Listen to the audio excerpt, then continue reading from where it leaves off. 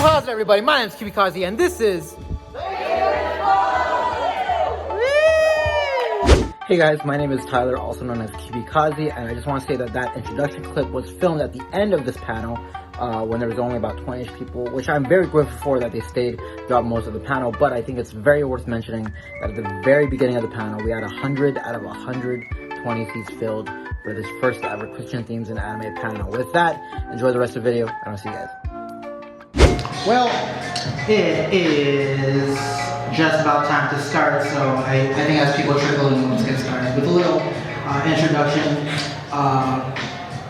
Well, my name is Tyler, also known as Kawaii, and I just want to welcome you guys to the first ever Faith and Fun, where Christianity meets otaku culture. If we can just give a big hand to all you guys for showing up, really appreciate it. Thank you guys. Like, even just look around this room, like the fact that it's like has so many different people in it makes me happy. So, thank you guys. With that, a little agenda for today, starting with a little introduction to who I am and my history with Kawaii Kon and anime and Christianity and stuff. And then a little bit about why we're here exactly. You know, when you see Christianity meets the topic of culture, it's like, oh, what is that? It's a little bit of curiosity there. So thank you guys again for coming. Then we're going to start getting really deep into the spiritual and physical themes of Christianity in anime culture for the last couple decades. And then lastly, probably my favorite part of this entire panel is the Q&A/talk story discussion. So if you guys missed it when I mentioned earlier, at the very end, with that Q&A talk story discussion, please start thinking about any questions or topics you might want to talk about that you've had that either relate to Christianity, anime culture, the gray zone that we're going to be talking about. And yeah, but starting off with a little bit of an introduction to who I am. Like I said, my name is Tyler, also known as Kawaii. I've been coming to Kawaii Kon for about almost 10 years or so, and I've been cosplaying for almost just the same. I started with the orange version of this nine-tailed fox suit, and I made this one a couple years ago. Today I'm dressed up as a variant called King QB, my own made-up one. With that, my opportunities and events have led me to winning Hawaii's first ever Best Anime YouTuber Award back in 2018. Thank you. With that, I've also been a lifelong Christian with my own struggles because, you know, no one's perfect. My favorite anime is Naruto, if you can't tell already. I also host the Naruto photo shoot and panels every year at Kawaii Kon. Today we just finished our 8th annual photo shoot and our 6th annual QB Talks Naruto panel. So those are really awesome. So if you guys went to those, thank you guys for going to those. And a little disclaimer I put on the bottom, but if you read already, I'm not a pastor, priest, or monk of any kind, so please take whatever happens today lightly, maybe with a little grain of salt, not in that spiritual authority realm. But with that, let's talk about why we are here today, talking about Christianity meeting anime culture. And so I want to start off with a couple of our goals, just to give you kind of a brief overview of why we're here. And the main one is to promote peace and love in this gray zone that I've witnessed for the last almost decade that I've been at Kawaii Kon. We're going to dive into that in the middle portion. The second goal is to talk about this interesting phenomenon, because why not? We have a panel, why not? And the third one is to spread awareness of this gap and to how we can apply those action steps in the very end. With that, we do have a couple of rules because it is a panel. The first one is to please respect us, and all the attendees around. So please no loud conversation or disturbing or inappropriate comments, or else my tech team out there might have to ask you to leave. Don't want that because they're pretty thick over there. Can we give a hand for the tech team? And also, like I said, questions or expressing life stories are encouraged in the very end part where we're going to open up the discussion. But please no debating. I feel like we all know where to draw the line when it comes to debate and self-expression. So with that, starting off with a little bit of history of the anime meets or anime culture meeting Christianity. And so in the early 90s, there is probably the most famous religious anime called Neon Genesis Evangelion. Please raise your hand if you've heard of this anime. Look around the room. There you go. Yeah, we've all heard about it. Yeah. And so to this day, that's still probably the most famous religious or spiritual anime. with that, going into the early 2000s, conventions of all types, including anime, manga, pop culture, all sci-fi, all types started popping up in popularity, and therefore a lot of, sadly, a lot of protests from religious organizations popped up just because it was something very new and something very foreign to them, literally and metaphorically, because it was something overseas and not. So that brings us to 2017, where I was at my first ever young adults ministry retreat, and that was when I felt like a nudge on my heart to, let me turn my YouTube career into making YouTube videos about Christianity and anime. I didn't know how it was going to look, and honestly at that time I felt it on my heart to do so, and I think receiving flack for it from my old friend group kind of justified my actions in a way, and to be honest, I'm glad to say I'm a way better person now because of listening to that nudge. So that brings us to today. Honestly, this panel was kind of a Hail Mary, being that it just got approved 2-ish months ago. But I mean, just looking at this room, looking around, just that we're all curious about this topic makes me happy, like I said before. And so with that, I think it goes without saying, like, what is a Christian? So a Christian is pretty much, if you don't know, a person who believes that Jesus Christ lived, died, and was resurrected as a sign of God's love for all humans. Humans before, humans now, humans in the future. And with that, I want to talk a little bit about some interesting or unusual Christians as well, which kind of sparked to the reason as to why we're here today. And that kind of brings up this image. So if you guys are comfortable, how many of you guys have seen people with signs like these anywhere? Not just at conventions, but around the world. Look around. Yeah. And so I just want to start off with a little quote from the traditional Weeaboo Catholic. Like, I didn't even know that was a blog, but pretty much he's a blogger in Canada. And so in 2018, they were at Anime North. It's probably Canada's biggest anime convention.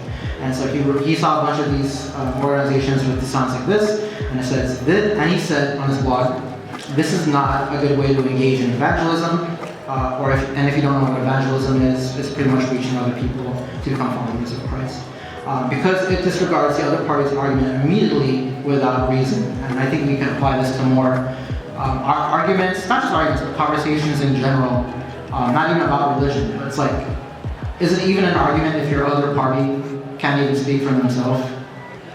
Probably not.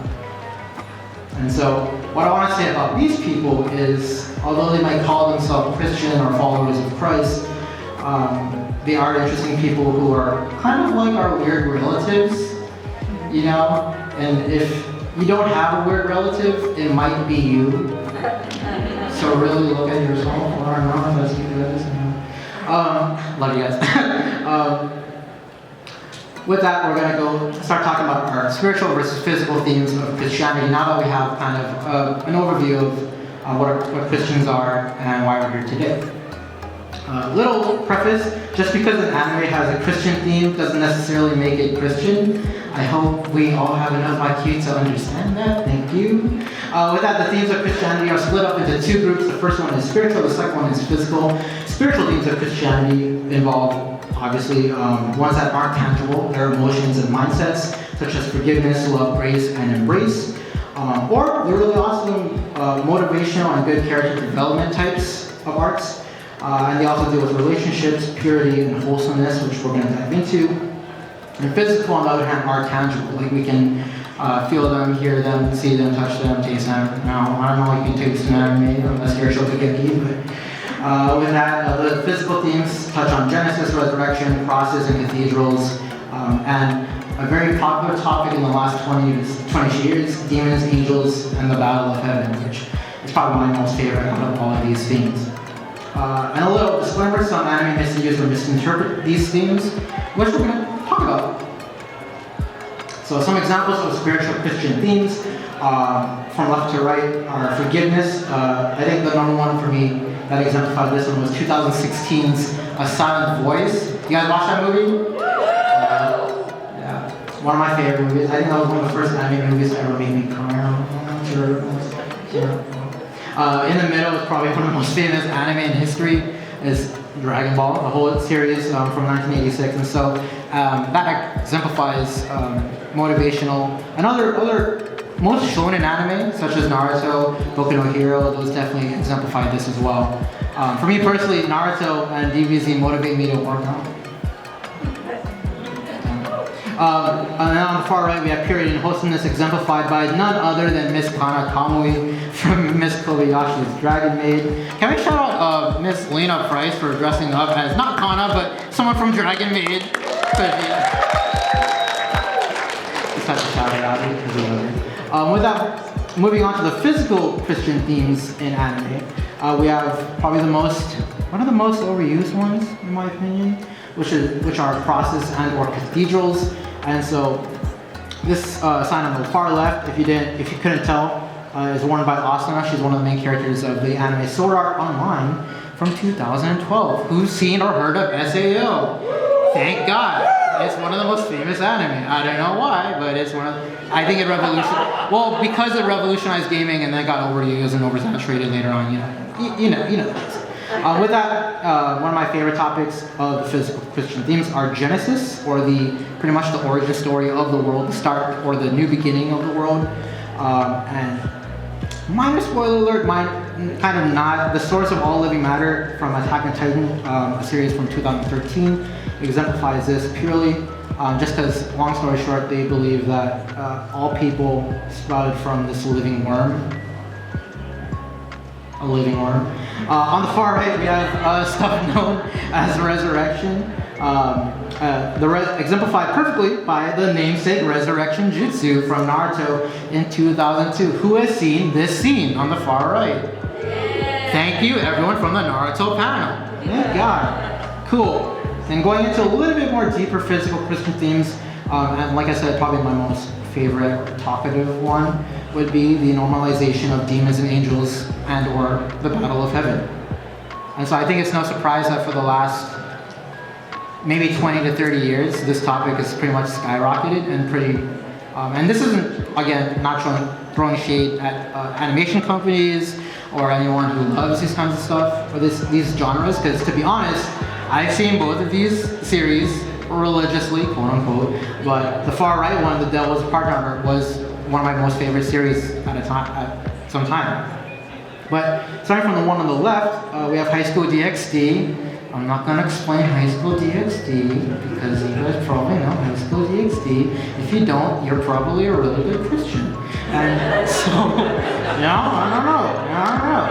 Did I have a mouse pad? Maybe I did. We're redeemed. And so, like on the far left, the depiction of Michael the Archangel, Azazel the Fallen Angel, and Lucifer. I'm just putting it out there. You were opening the discussion a little bit as to this normalization. And on the far right, who's heard of The Devil's a Part-Timer? Season 2? Did they make a season 2? They're gonna. Oh, they are? Okay. I watch it off the record. Watching it for the story.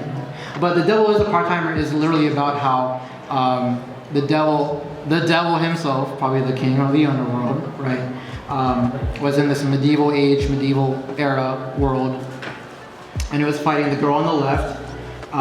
She's like a knight, and he got casted off to our Earth in Tokyo, and he has to find a job at the anime version of McDonald's, and so it normalizes the devil being a part of this world. So we're opening up this conversation and this normalization of demons and angels and the battle of heaven, even though most if not all Christians believe the battle of heaven is already won, like way before we existed. Cool. So with these physical and spiritual themes in mind, why do some anime use Christian themes? Well, I think the most popular one is it's a great vehicle for storytelling. It's very relatable. Also, in the second point is that it adds mystery, like having that thought of a higher power, whether it's God or an organization or multiple gods, just expands the universe in that way, going along with the third point. Or they sound and look cool, which is probably the mostly exemplified by Neon Genesis Evangelion's use of religion and spirituality. Not going to read the whole quote, you can right there if you want, but pretty much Ano, the author / creator of Neon Genesis Evangelion, said that the title of Neon Genesis Evangelion means Gospel of the New Genesis in Greek. And when asked about why he chose this name for his hit anime, he said, I don't know, it just sounded cool.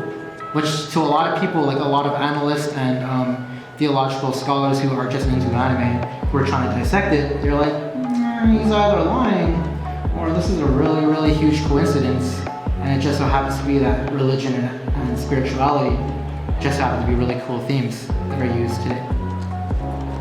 But I want to take it off, change it up a little bit with giving you guys these two honorable mentions while I drink some water.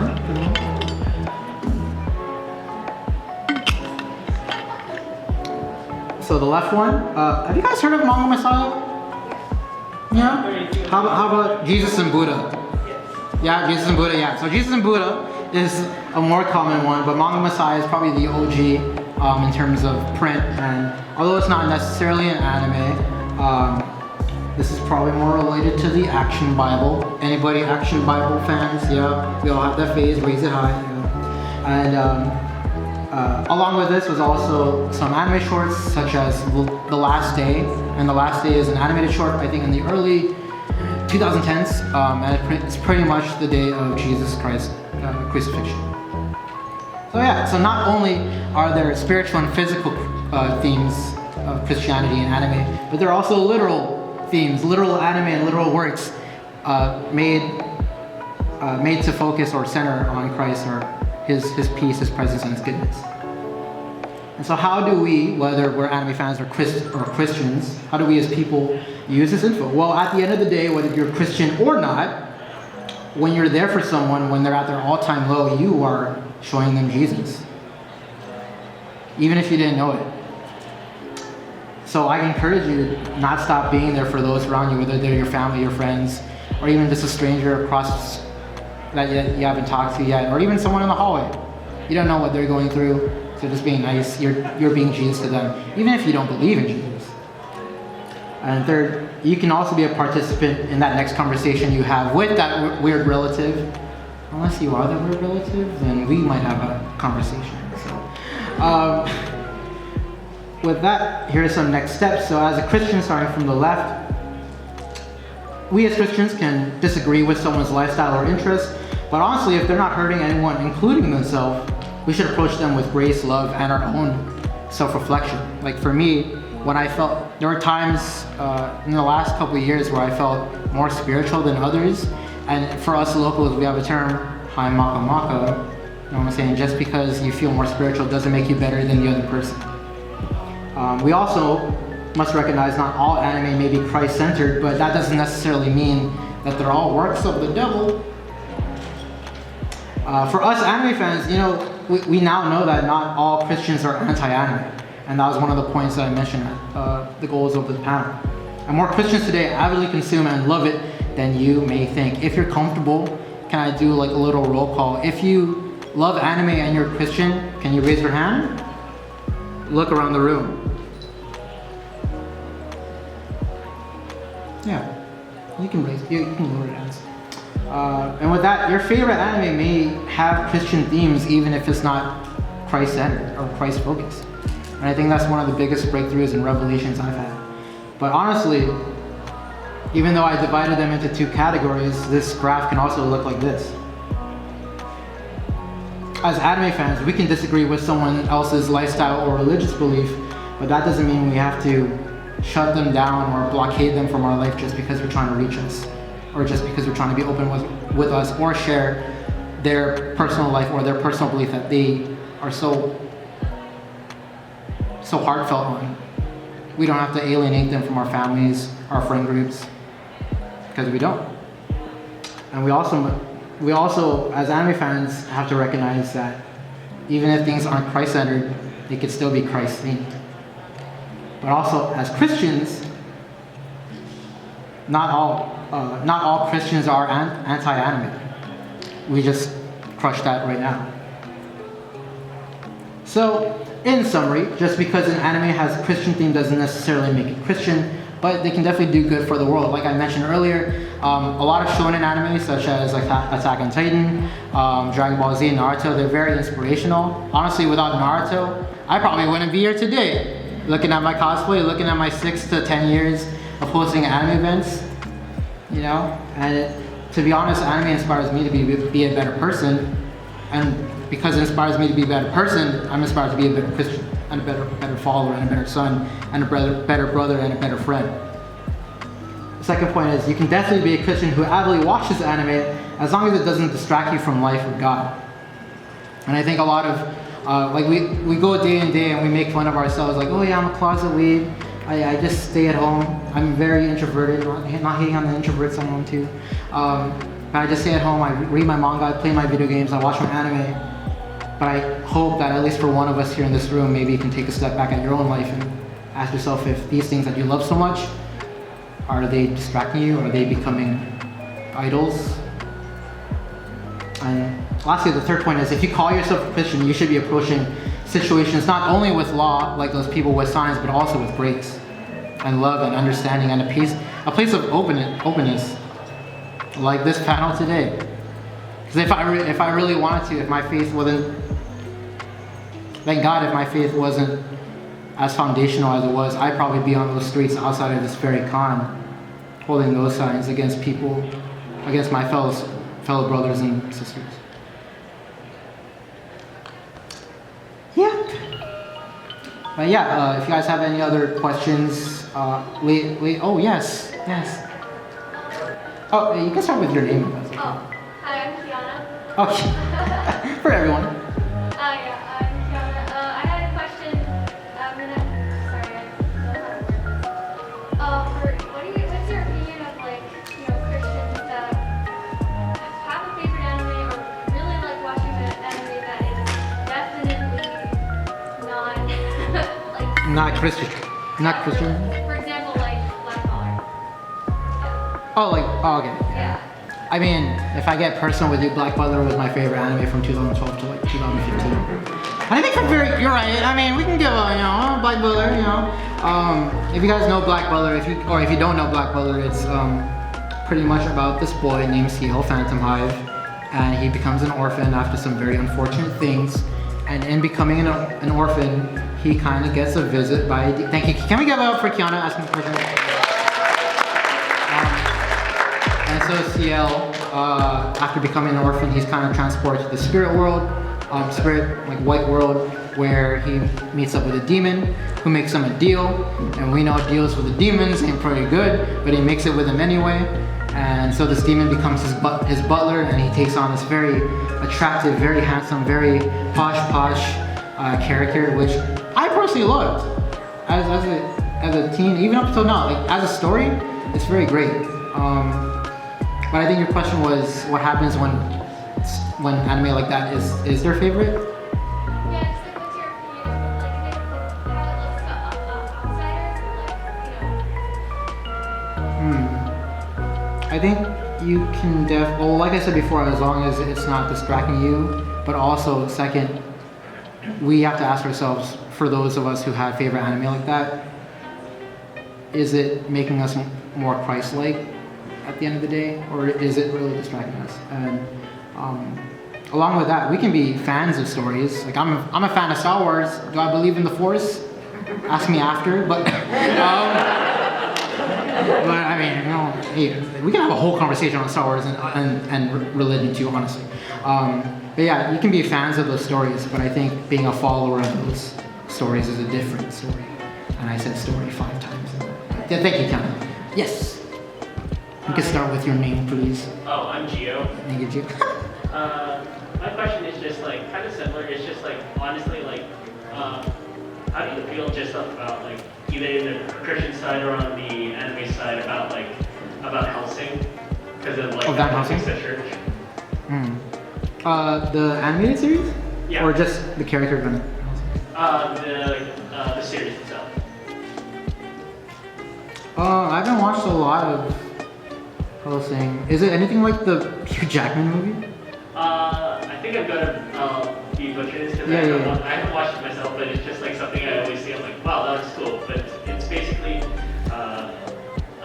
weapon of the church, hunts Dracula, and hunts a bunch of vampires, and it's just like a bunch of like holy signs. It's like, I think it's like the Catholic Church. I could be wrong. I mean, totally wrong. But it's like, it kind of like shows like, it's like really like, it feels like very graphic, right? It's very, very graphic. And it's just like, it's weird for me because it's like, oh, I'm a Christian, and now they're like, most times now whenever I see church stuff or religious thoughts in anime, it's like, oh, church is bad, science is good. Like, my favorite anime is like Full Metal Alchemist Brotherhood. Yeah. And like, it's just like literally second episode, it's like, oh yeah, believe in this guy, and then really it's like a huge plot to create a small insurrection.